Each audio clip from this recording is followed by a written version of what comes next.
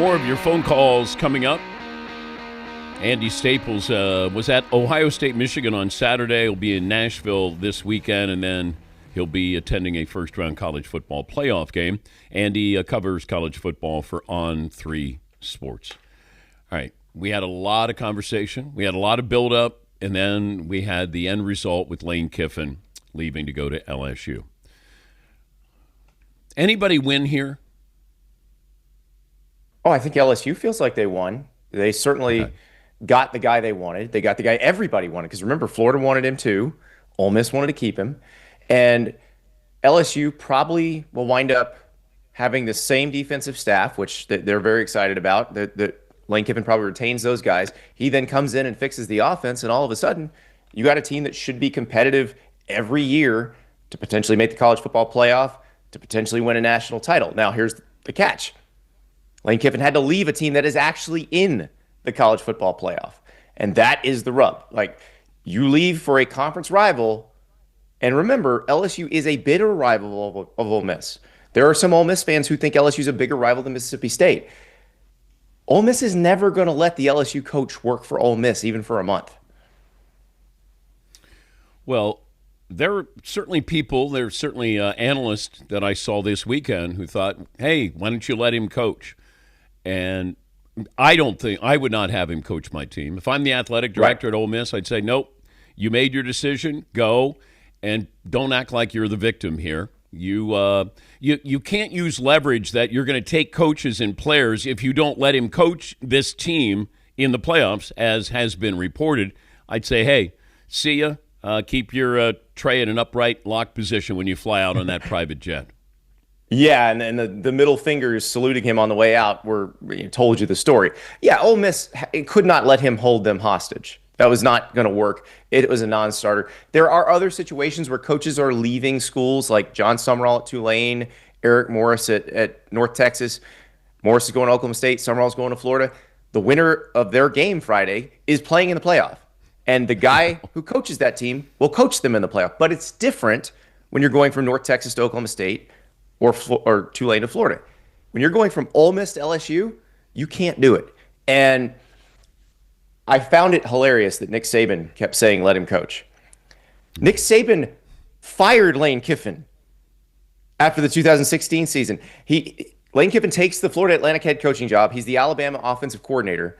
He coaches the Peach Bowl, and between the Peach Bowl and the national title game, Nick Saban fired his ass. And now Nick Saban's like, sure, just let him coach. What could possibly go wrong? Like, of all the people, you know what can happen. Why were all these analysts, it feels like carrying water for Lane Kiffin, that, hey, he should be able to coach. I understand that I don't want this to hurt our seeding in the college football playoffs. You know, we've dinged teams for losing their quarterbacks. That would be the only reason why I would say, all right, we'll let you coach, but only because we want to host a playoff game. I can't tell you why the game day desk all did that. I can't. I mean, my guess is personal relationships with Lane Kiffin, and they want to cultivate those and keep those healthy. Obviously, it's different for Nick Saban since they used to work together. But for the other guys, Lane Kiffin's the most entertaining, polarizing, interesting figure in college football, and if you work on college football's biggest show, you want to maintain a good relationship, I suppose.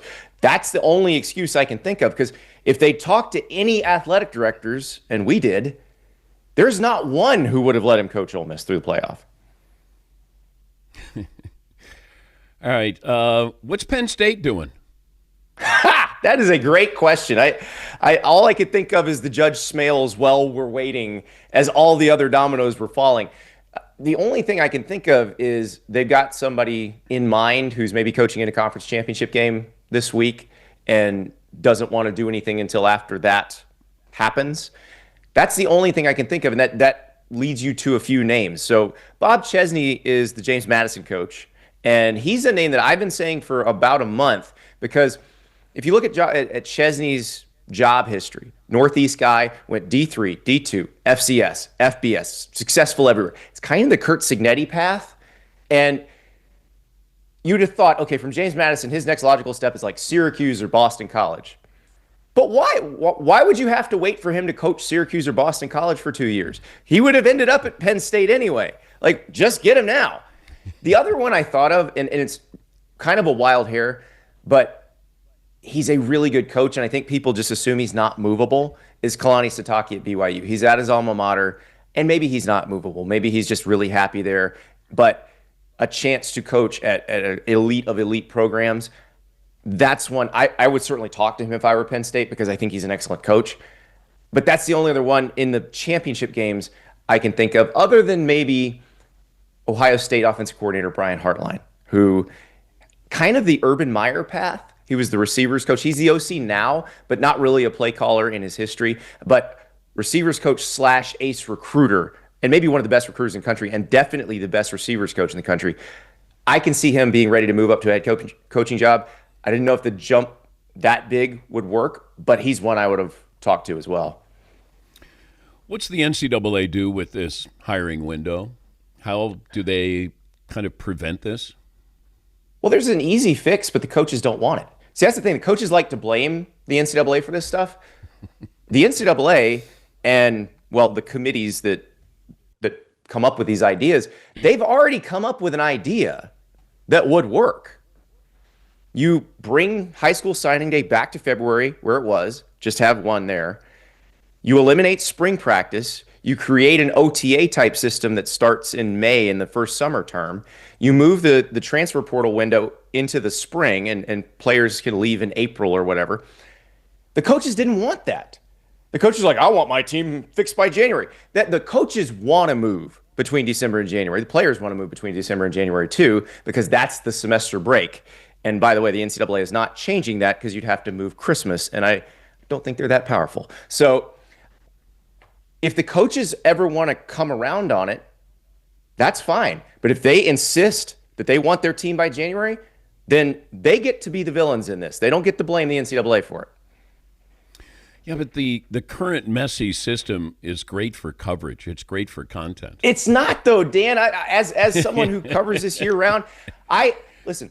Ian Rappaport. Wait, you're yelling. Love the guy. You're yelling. Ian used to be a college football writer, so he understands my plight. I'm like, Rap Sheet, you guys have the best calendar because you have the playoffs, the Super Bowl, the coaching carousel, free agency, OTAs. Like, it never stops. It's perfect. We have all the interesting stuff packed into December. I had a show yesterday, Dan, that would have filled a month's worth of off-season shows. I had to do it an hour and a half.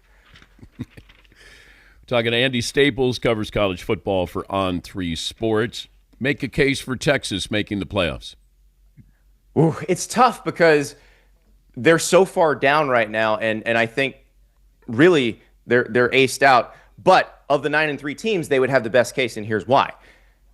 Look at 10-2 Vanderbilt. If you're going to consider 10-2 Vanderbilt, consider 9-3 Texas, which beat Vanderbilt head-to-head, which has a better best win, Texas A&M, and also can make the complaint that if you don't pick them, you are discouraging scheduling tough non-conference games because their marquee non-conference game was at Ohio State, which they lost 14-7.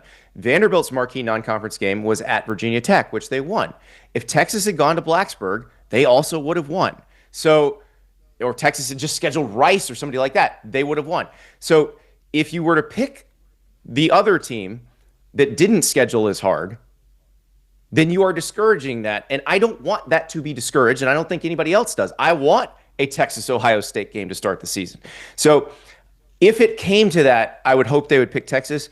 I think Texas and Vandy, unfortunately, are kind of boxed out at this point, so I don't know if it even comes to that. If Arch would come out, do you think he'd be the number one quarterback taken? No, I don't. He's got work to do. Now, he can grow into what would be an effective NFL quarterback. He can grow into what would be a very high draft pick, but he needs to get better. If you watch even the A&M game where he played pretty well, he misses a lot of easy throws still. And those are throws that NFL quarterbacks don't miss. Those are throws that Fernando Mendoza at Indiana doesn't miss. And Fernando Mendoza is one that I think the NFL people are going to be very excited about. He has the prototypical size, and you've seen him in crunch time, like at Penn State, where he's making unbelievable throws. That's what they're looking for. Arch can be that. I'm just not sure he's there yet. And I imagine his support system is telling him, hey, more starts in college can get you there. Great to talk to you as always. We'll talk to you soon. Thank you, Andy. Thanks, Dan. That's Andy Staples. He's fired up. Damn it, we got all this content, end of November, early December. He's right, though. The NFL has it. They got it down. They can tell a story. And in this month, we tell this story. In this month, we tell this story. College football is like, here it goes. See if you can digest this. Andy covers college football for On3 Sports.